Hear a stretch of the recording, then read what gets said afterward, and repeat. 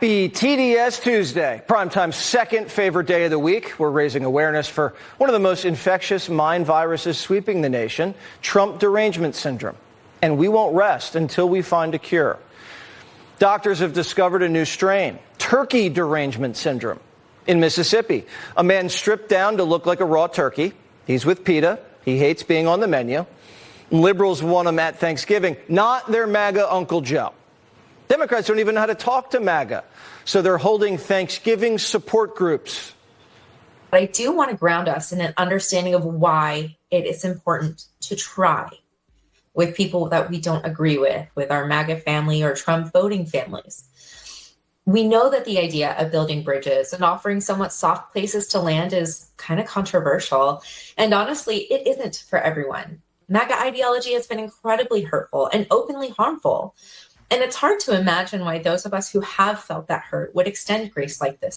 Now, if Trump showed Mondani grace and hospitality, why can't they? Democrats don't want to reach across the dinner table. They want a food fight. And they're warming up in the streets. Just demand the impeachment, conviction, and removal of not only President Trump, but his entire corrupt, whatever they're called, the whole administration. Okay, and if you... I'm not going to discuss it any further, but if you continue to harass people... Oh, I haven't harassed anybody. Well, we're going to be following you, so... TDS Karen stalking Shirley thinks we're crazy. Projection is a major symptom. They have this derangement, like Trump derangement syndrome, this kowtowing to Donald Trump that won't allow them to understand it's hurting Donald Trump. Now, if you're watching football this Thanksgiving, keep a close eye on the cheerleaders. The first ever trans cheerleader was cut before the season. Justine Lindsay has been cheering with the Carolina Panthers since 2022. Why are we telling you about a DEI victory on a TDS Tuesday? Well, the trans cheerleader is blaming Trump. I was cut. Oh, my God. Because I'm trans. And this was right after the whole Trump getting president. This is why doctors are working around the clock to find a cure. And we just had a major medical breakthrough. I have this new, therapist I'm going to that talks about trauma healing. As I was leaving, they were like, can I ask you to do homework? You should try to not post about him for 2 days. And it's so hard. It's so hard not to just want to bam, Jonathan Alpert's a clinical psychologist and author of Therapy Nation. All right, Jonathan, let's start with the Trump voter at Thanksgiving. How should the Trump voter at the dinner table handle their crazy liberal family? Well, Jesse, I think what we're seeing here, I was on exactly a year ago with you, and back then there was anger and to some degree shock about Trump winning, and what we've seen now is this anger has hardened and it's become part of people's identity. So they really need to keep that in check and realize that it doesn't have to define their uncle or their cousin, and people need to rise above that and appreciate that cousin or uncle for other things other than how they voted. So you're saying don't talk politics?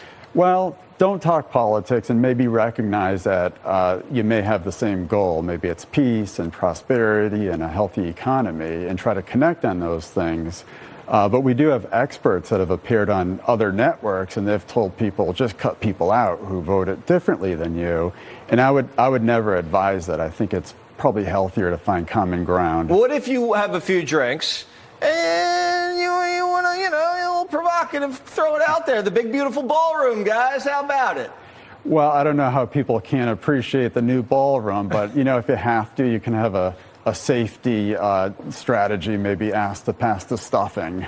Like a safety word. Correct. Sometimes that's effective in the bedroom. Greg told me that. All right, so you kind of want to dance around the line and then fall back if it gets hostile and Aunt Nancy grabs a fork and starts brandishing it.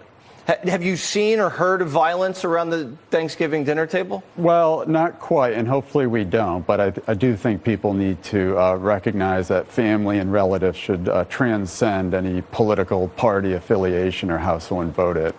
What about ICE? Is ICE a safe topic for discussion around the Thanksgiving table? Well, lock your doors over Thanksgiving.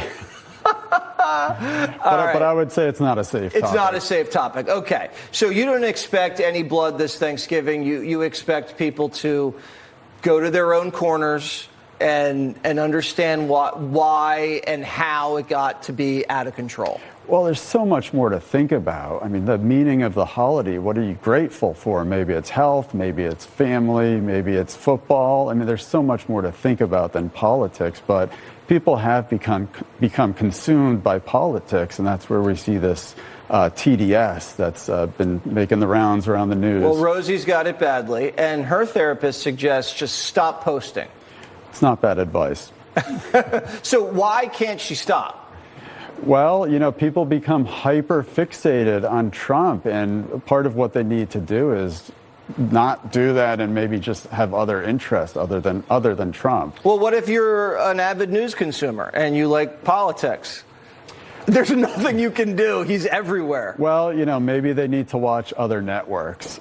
How dare you? All right, well, Alpert, thank you so much, and good luck at your Thanksgiving. Thank you. I know you need it. Have a great holiday. I will.